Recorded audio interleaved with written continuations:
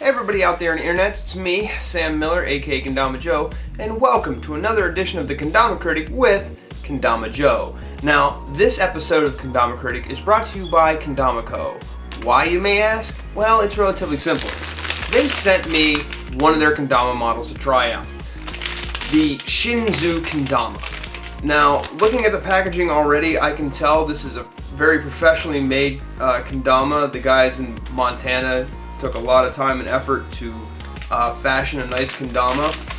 One thing I noticed here on the back of the packaging is what they labeled the basics, and the first thing they have listed is bend your knees, something I always stress in any of my tutorials, and as a matter of fact, they list it twice on here, which is really good. And some of the other things about how to land around the world and how to properly hold the Kendama. And something else that I noticed was the lettering in yellow about watching a beginner video at kendamaco.com/learn.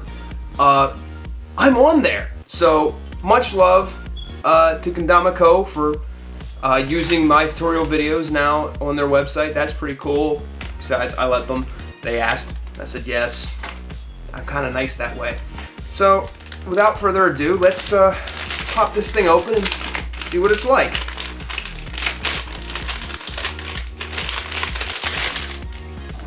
Well, the packaging comes with a standard Kendama right here. Got a nice little sticker that says Kendama Co on it. That's cool. Got an extra string, no bead, but that's okay. And then we have the Kendama itself. Let's unwrap this here, see what we got.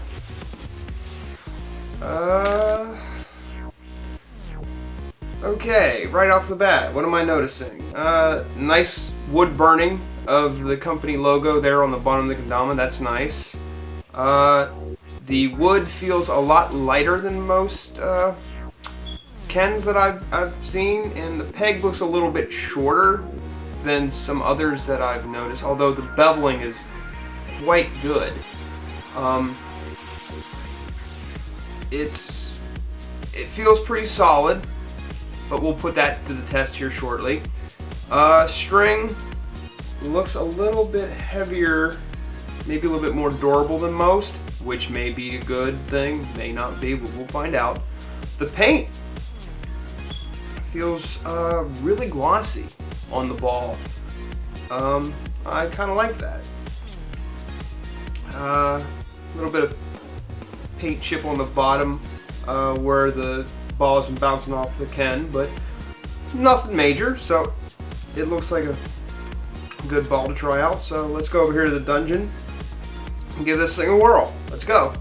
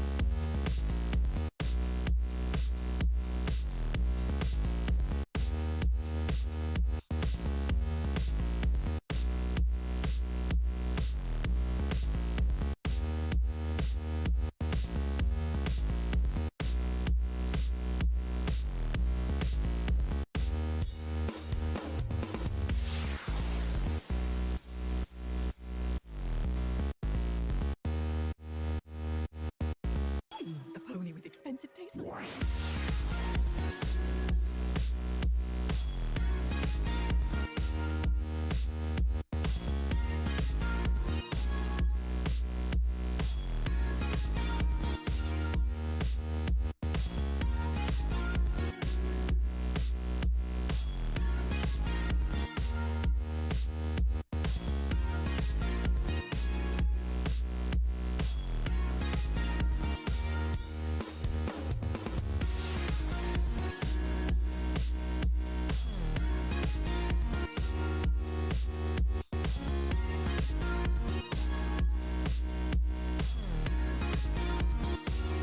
So, how did the Kendama Co Shenzhu Kendama fare?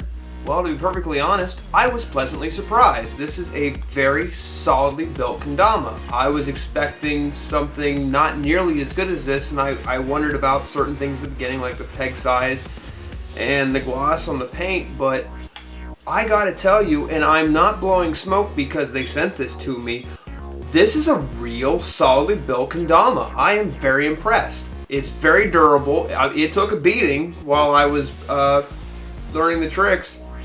I have really nothing to complain about. Even the cup on the stick stayed. Usually that's a problem with kendamas. They have a tendency to just slip off, and then there you go.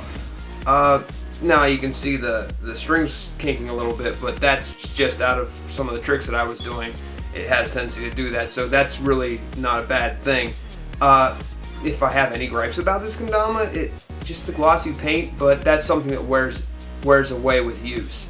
It did make Lighthouse and Lunar Lander a little bit hard, but fantastic kendama. Score on this kendama. The Shenzhou gets a 94 out of 100. It's an A. It's solidly built, just little nitpicky things that I have, like the gloss on the paint, but other than that, this is a really good kendama. I would recommend this model to anybody, beginners, intermediates, experts. Well done, guys. Kendama Co, this is a really good kendama. Support them. This is an American company. Support America. America, fudge yeah. So, what more can I say? Good job, Kendama Co. But this has been another episode of the Kendama Critic with Kendama Joe. And I'm telling you out there to keep dominating.